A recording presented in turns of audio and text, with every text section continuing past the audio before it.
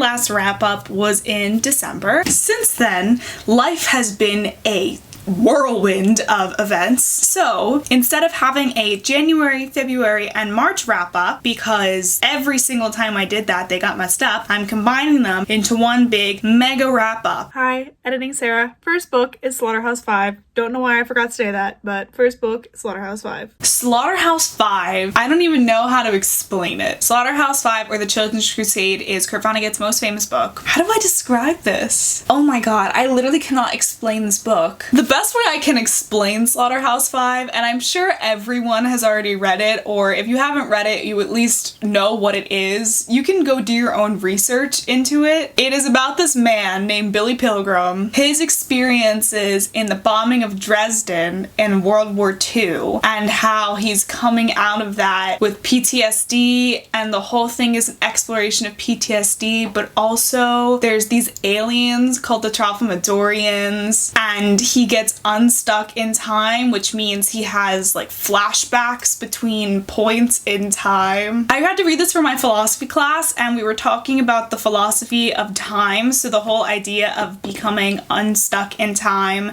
and that being kind of a metaphor for PTSD and flashbacks was really interesting. I gave this a 4. I love Vonnegut. I love Vonnegut's writing style. This is not the first Vonnegut I've read. I'm sorry that I don't know what else to say about this. It's just such a strange book, and I read it so long ago. The freaking aliens, man. I will say, there are multiple parts in this book where Kurt Vonnegut talks about how long his dick is. Did we need that information? I would say that was probably the weirdest thing about this whole book, weirder than the whole alien thing, was just when he would randomly start talking about his penis. Like, it had no bearing on the actual plot or meaning of the book. It was just like a, oh yeah. That was weird. Can I just say how glad I am that I'm filming this video, because I've had this stack of books that it's sitting on the floor since January. Finally, I can put it on my shelves, so my shelves will have actual books on them and not just spaces like it does right there. The next book we have, literally tears are coming to my eyes right now. Okay.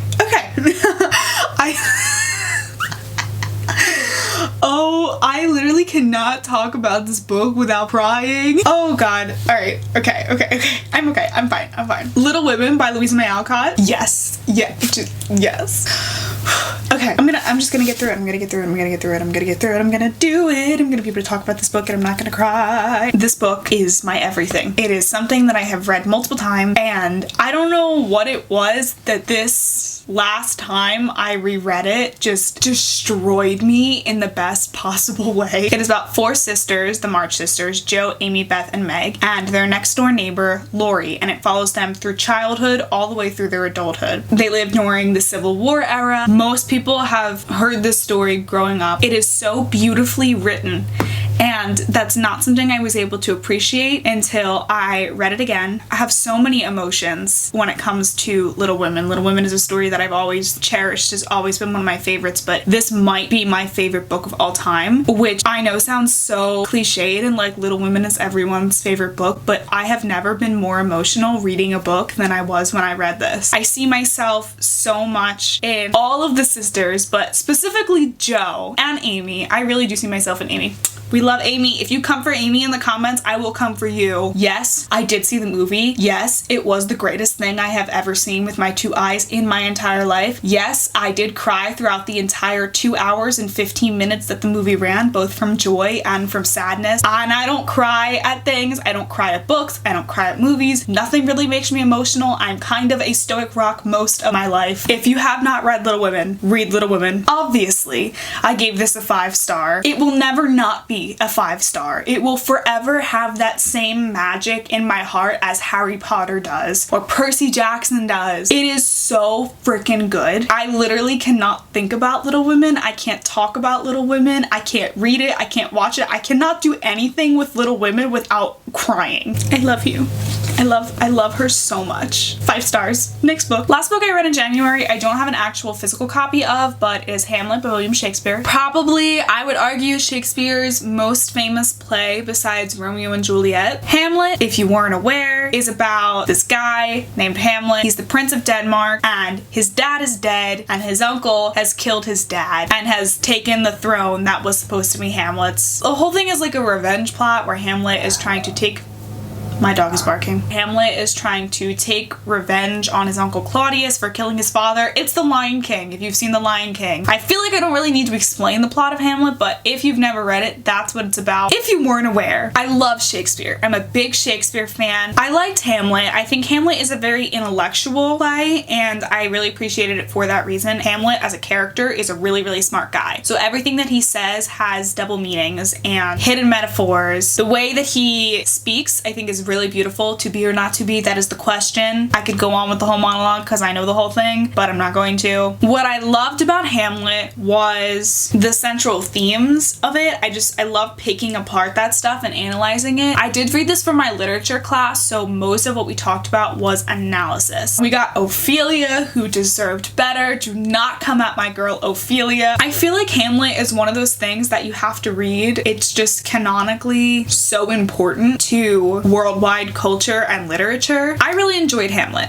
I thought a lot of it was great. The story is riveting. If you haven't seen the David Tennant version, it's very good, so I would recommend watching that. I gave Hamlet a 4, which it was good, but my personal attachment to the characters, I just feel like wasn't there. The only character I really felt attached to was Ophelia, and for me, when I read Shakespeare, I get so invested in the characters that he creates that the fact that I wasn't as invested in these characters brought it down from a 5 to a 4. Getting into my February reads, the first thing I read in February was The Fellowship of the Ring by J.R.R. Tolkien. I know. Are you shocked? Because I was too. If we recall back to my December wrap up, I read The Hobbit. It took me the whole year of 2019, and I said that I did not plan on reading the next Lord of the Rings books anytime soon. And yet, I found myself picking this up and reading it fairly quickly, and I was very proud of myself indeed. So Fellowship is the first official Lord of the Rings book. It is about Frodo Baggins and his friends Sam, Pip, and Merry, and they meet Aragorn, who they call Strider throughout the whole book. It's the first third of their adventures getting the One Ring to Mordor so they can destroy it. I read the first half of Fellowship just sitting and reading it, and it was hard because I had to pay a lot of attention to it. Okay, someone just started mowing their lawn, so please ignore that. Literally every 5 seconds my neighbor mows their lawn. You don't need to mow your lawn every day. I don't know if you were aware of that, but you actually should not be mowing your lawn every day.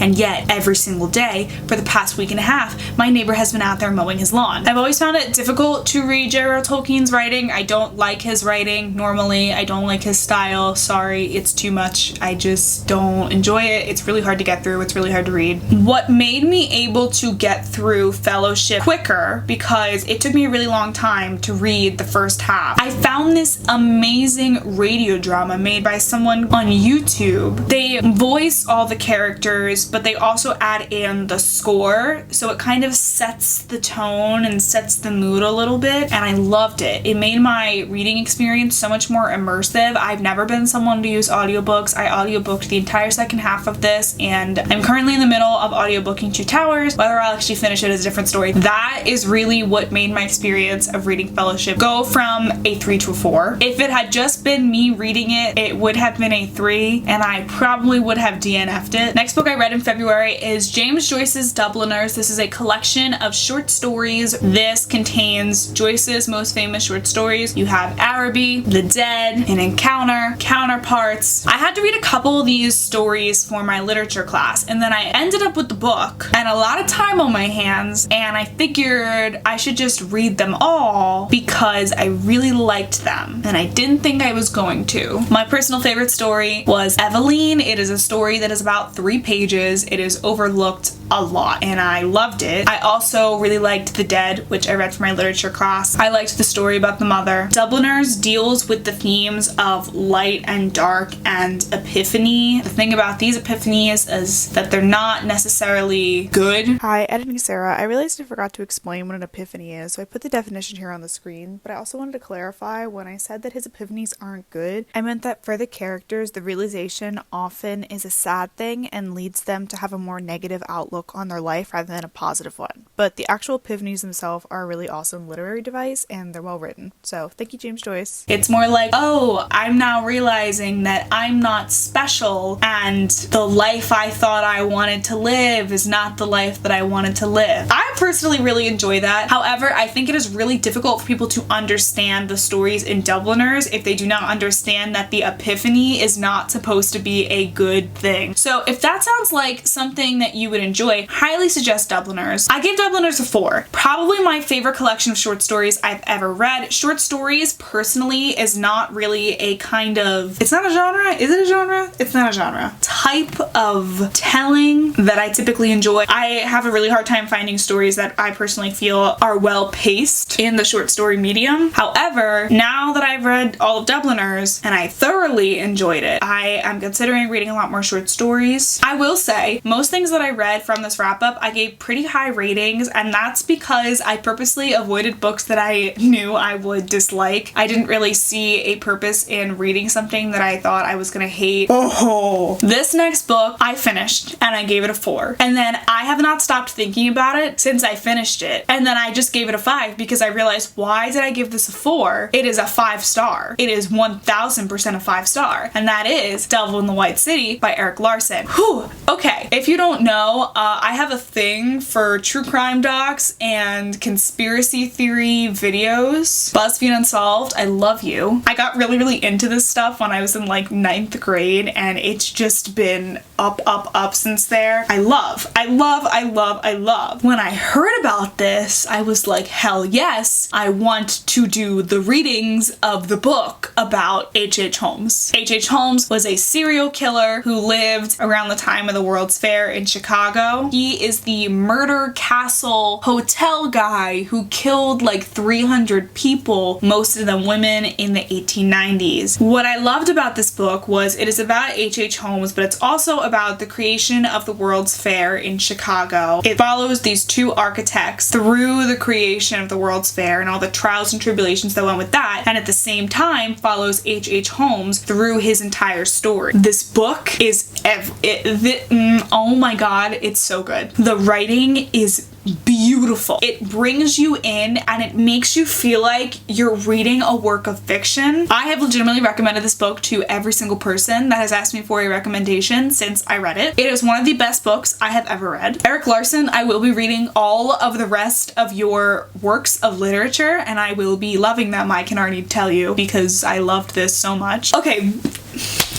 just read it. Literally just read this book. This might end up being my favorite book of the year because Little Women was a reread, but this is the first time I've ever read this. 5 frickin' stars. Next thing I have is Macbeth by Shakespeare. My favorite Shakespeare play, gave it 5 stars. I've read this probably, I would say, about 1,000,000 times, and that's not really an exaggeration at all. Lady M is my favorite character from a work of literature or a play of all time. I love her. I want to play her more than I want most things in life. So good. So good.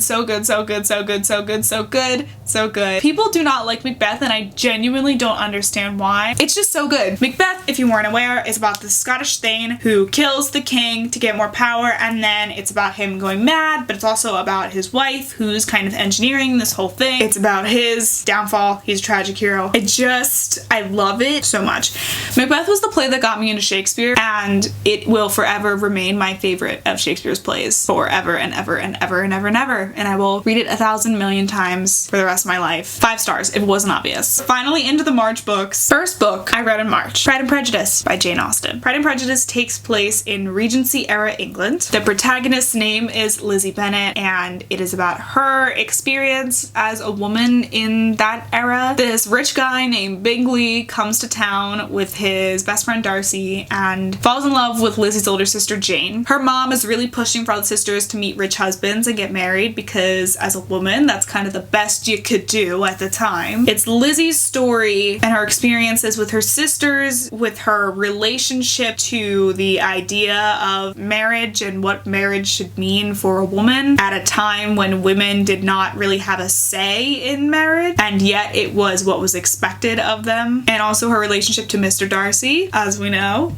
Mr. Darcy Colin Firth. The thing about Lizzie Bennet, Jane Austen in general, but specifically Lizzie, she's very cynical and she's really funny, very quick-witted lady. I like her a lot. I relate to her a lot. I also have watched the Lizzie Bennet Diaries on YouTube about 10 times, and I recently rewatched them after finishing this book. They're still amazing. Highly recommend checking them out, especially if you want an updated version. That is my favorite updated version. That's my favorite adaptation. I gave Pride and Prejudice a 4. I've known the whole plot and the ending of Pride and Prejudice for a very long time. I think most people know the ending going into this. I don't think anyone's surprised about how it ends. Because I kind of knew what was coming, I think it did take some of the enjoyment away, which usually I'm pretty good where even if I know the ending, I can still enjoy the process of reading. And I did enjoy the process of reading this, but I don't know. I was also really sick when I read this, so I was kind of distracted. I'm planning on reading a lot more Austen in the future. I have Emma, Sense and Sensibility. I think I have another one, but I can't see it because it's being blocked right now by the camera. But we stand Lizzie Bennet and also Colin Firth. Ooh, okay. As we know, I am not a fan of YA contemporaries. In general, it is very, very, very difficult for me to find a YA contemporary that I enjoy due to the tropes that are so freaking annoying, and often I feel like they're not very well written. So even though I was super, super excited when this book came out and I bought it immediately, I have been putting it off for months and months and months. However, this book was everything. So amazing. That book was Again But Better by Christine Riccio. We all know Christine, pulling bananas books on BookTube. Again But Better. I don't know why I did not realize from the synopsis and from the title what this book was actually about. All I knew was that it was kind of her experience studying abroad but fictionalized. This book is about this girl, Shane. She studies abroad in London in, I believe, her junior year of college, and the first time she does her study abroad, she kind of messes it up really bad. Everything goes wrong and it's just a mess. It ends on a really bad note and she lives the next 6 years of her life wishing that she could go over and do it again. And then she gets to. I was fortunate to be able to study abroad my sophomore year of high school, and my experience studying abroad was so eerily similar to the experience that Shane had in the book for the first time that she went that I legitimately feel like Christine came into my house and like found my pictures and my journals from that time and just put it into this book. I'm not kidding when I say this book is my life. Like, this book is actually my life. My study abroad, it was one of the best experiences of my life, but it also kind of sucked at the same time. There's a lot of things that I really wish, I really wish that I could go back and redo and do better. The thing about studying abroad, especially when you're younger, is it's such a formative experience. I would not be the person that I am today without having gone through that and having experienced that. However, I've been saying for the past 2.5 years that if I could go back and I could redo my study abroad as who I am today, I would have such a better time. And the fact that Shane in the book gets to go and do exactly that was so extremely cathartic for me. The writing was good, the characters were good. The only thing that I think that I didn't like about it was the pop culture references. I don't typically like pop culture references in books because I think that it makes the book feel dated when you're reading it from a later time. However, because the first half of the book takes place in 2011 and the second half takes place in 2017 and it was published in 2019, it's intentionally supposed to be this like nostalgic pop culture kind of thing. So I'm okay with that. Didn't love it, but I'm fine with it. This book just really hit me right in the feelings of everything, of my emotions, of my whole life. I feel like if I had not gone through the same experience as the character in the book, it would have been maybe a 3.5. However, because I literally lived this book, I gave it a 5. So it kind of averages out to be like a 4. I don't even know. I feel like this is a book that I can't even rate. It's one of those books that maybe isn't a 5 because of the writing or the plot, but it's just a 5 because it sticks with you. It was just so good. I told my mom to read it like immediately. I gave it to her. I was like, here, if you've ever studied abroad, if you've ever considered studying abroad, if you've ever even lived in another country, I think that this is just a great book to read. It was so good, and I don't like contemporaries. I really don't, and I really kind of forced myself to sit down and read this because I didn't want to read a contemporary, and I was just like blown away.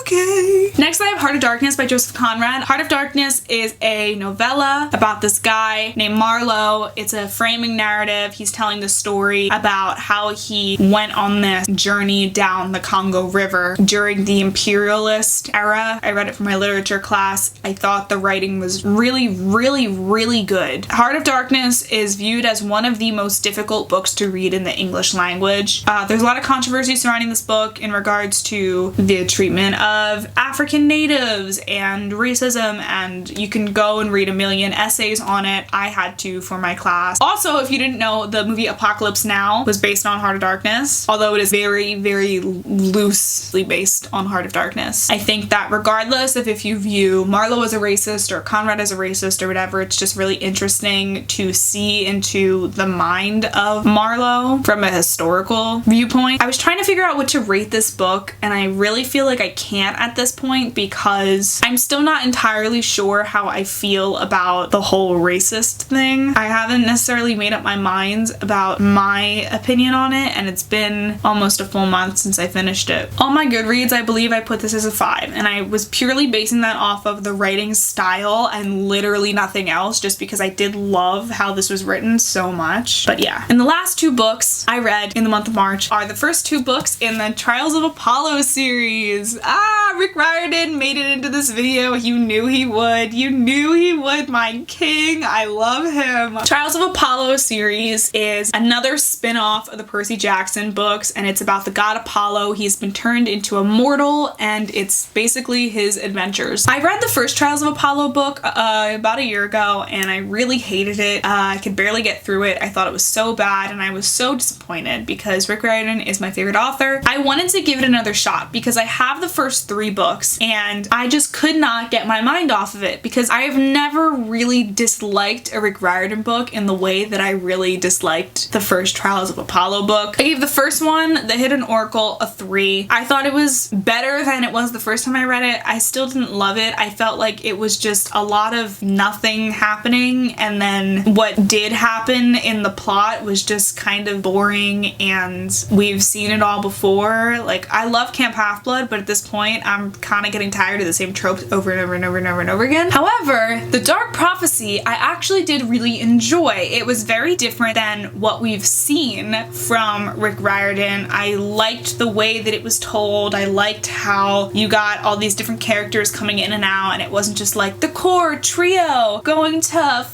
fight, because I'm tired of that, because that's all I've been seeing for 10 years from this man. Rick Riordan, I love you. I love you. This one was really funny. It had me laughing a lot. This one got a 4 for me because of enjoyment purposes. These are all the books I read. Thank you for watching. Please subscribe. Give this video a thumbs up. More videos will be coming soon. Thank you. Love you. Bye. Also follow me on Instagram and Twitter.